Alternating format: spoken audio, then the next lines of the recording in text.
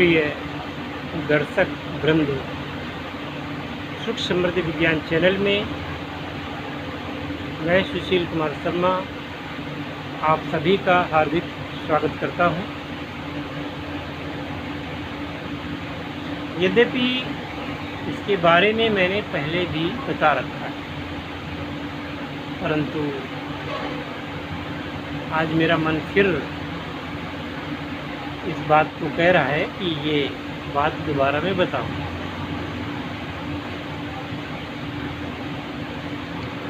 किसी लाइव में भी मैंने बताया है कि जब व्यक्ति के पास कोई रास्ता नहीं रहता,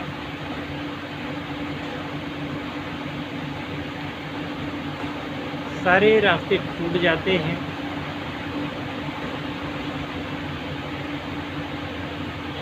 तब एक भगवान ही शरण्यम वरेण्यम वही रहते हैं।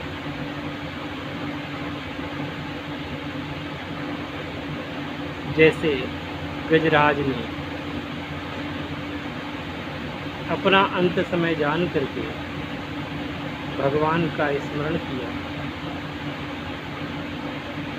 वो पिछले जीवन में भगवान के भक्त थे, किसी कारणवश उनको गज की योनि की प्राप्ति हुई। हाथी का शरीर उनको धारण करना पड़ा और वह अपने साथियों, अपने समाज के साथ जब पानी पीने गए, वहाँ पर पहले से ही एक ग्राह मौजूद था।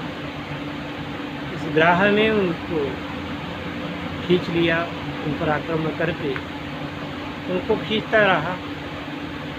गजराज बहुत लड़े, उनके बंधु बांधवों ने, हथनियों ने भी बहुत कोशिश की, लेकिन जब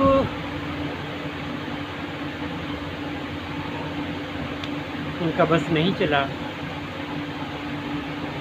और ग्राह उनको नीचे खींच ले जा रहा था, जब सूंड जो थोड़ी सी बची, तब किसी को भी अपना न समझ करके उन्होंने श्री भगवान नाम का स्मरण किया। और जैसे ही उन्होंने स्मरण किया, मन ही मन में पाठ किया, उसको बहुत ही अच्छे तरीके से संयोजित किया गया है और उसको नाम दिया गया है गजेंद्र मोक्ष।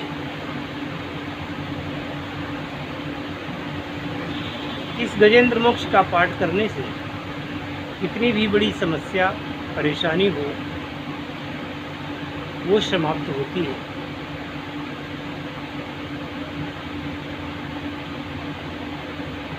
ऐसा आज से नहीं, हजारों सालों से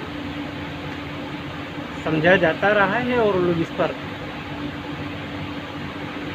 विश्वास करते हैं और गजेंद्र मोक्ष का पाठ करते हैं। ब्रह्म मुहूर्त में गजेंद्र मोक्ष का पाठ करने से यदि कोई व्यक्ति करता है तो भगवान के प्रताप से, भगवान श्री की कृपा से उस व्यक्ति को उस वर्तमान कष्ट से छुटकारा मिल जाता है और इसके साथ ही साथ उसका जीवन निष्कंटक होता है तथा मृत्यु के पश्चात उस व्यक्ति को भगवान श्री हरि के धाम की प्राप्ति होती है। ऐसे गजेंद्र मोक्ष को मेरा ऐसा मानना है कि जो आर्तजन हैं उनको अवश्य पाठ करना चाहिए। हिंदी और संस्कृत में कोई विशेष अंतर नहीं होता। जिन लोगों को हिंदी आती है वो तो गजेंद्र मोक्ष का पाठ कर ही सकते हैं। जिनको नहीं आती वह यूट्यूब से या किसी माध्यम से ध्वनि के माध्यम से उसको सुने, उसको लिखें और लिख करके अपनी भाषा में कन्वर्ट कर लें। मसलन कि आप कोई भाषा गुजराती, उड़िया, तमिल, तेलुगु, अंग्रेजी, जर्मनी, फ्रांसीसी, मतलब कोई भी भाषा आपकी हो, उस भाषा में उसको अनुवादित नहीं करना है, उस भाषा में लिखना है। बोल वही रहेंगे, बस भाषा बदल जाएगी। भाषा ऐसी हो जाएगी जो भाषा पढ़ने पर वही अर्थ, वही शब्द निकलेंगे जो संस्कृत पढ़ने पर निकलते हैं। तो इस प्रकार से आप धीरे धीरे फिर उसको याद कर लें। आजकल मैं देखता हूँ कि बहुत सारे अंग्रेज लोग, बहुत सारे लोग आते हैं भारत,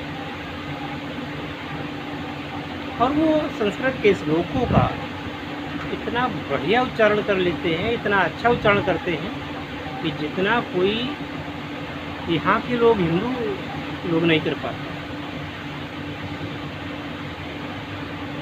फिर लोग कहते हैं कि ये इस्कॉन वाले या ये विदेशी लोग आकर के हम लोगों को दीक्षा देंगे, हम लोगों को शिक्षा देंगे।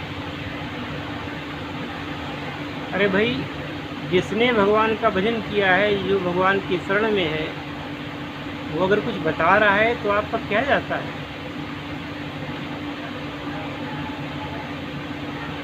कोई अंग्रेज आकर के आपको अगर भागवत सुना रहा है, वेद मंत्रों का उच्चारण कर रहा है, तो क्या आपत्ति है उसमें?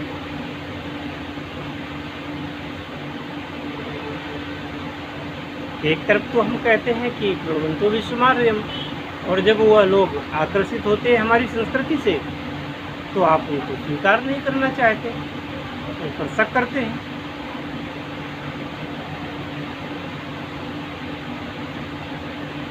फिर यदि वो किसी कुचेष्टा से आए हैं तो ये तो परमपिता को पता ही है, भगवान को पता है।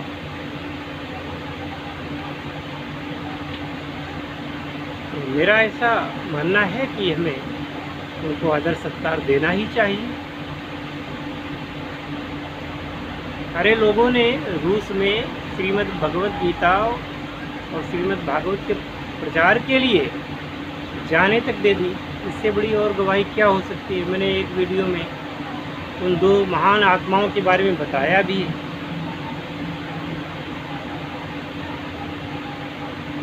तो आज का ये वीडियो मैंने इसलिए बनाया कि जब कोई उपाय नहीं सूझ रहा है, आपके पास पैसा नहीं है, आपको कोई सुनता नहीं है ना, तमाम ऐसी दिक्कतें हैं, तो फिर भगवान नाम के अलावा दूसरा कोई सहारा नहीं है। गजेंद्र मोक्ष का पाठ करें और अवश्य में ही प्रभु की कृपा आप पर बरसेगी।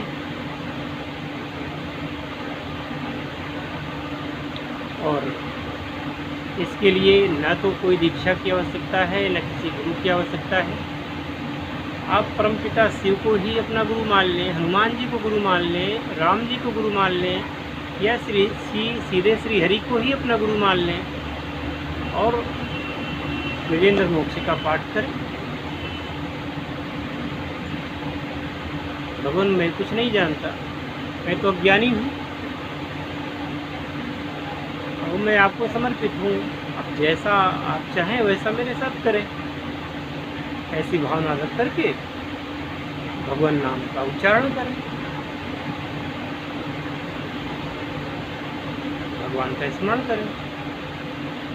मुझे पूरा विश्वास है कि आप खाली हाथ नहीं रहेंगे, क्योंकि भगवान के नाम ने अरबों करोड़ों लोगों का उद्धार अभी तक किया है, आगे भी करने वाले हैं। और भगवान तो सदा ही अपने भक्तों की रक्षार्थ आते हैं। हम मन से उनको पुकारे थे। तो इस वीडियो में इतना ही, मिलते हैं नए वीडियो में। तब तक के लिए नमस्कार। जय शिव शंकर, जय भोलेनाथ, हर हर महादेव, जय श्री हरि विष्णु, जय श्री राम।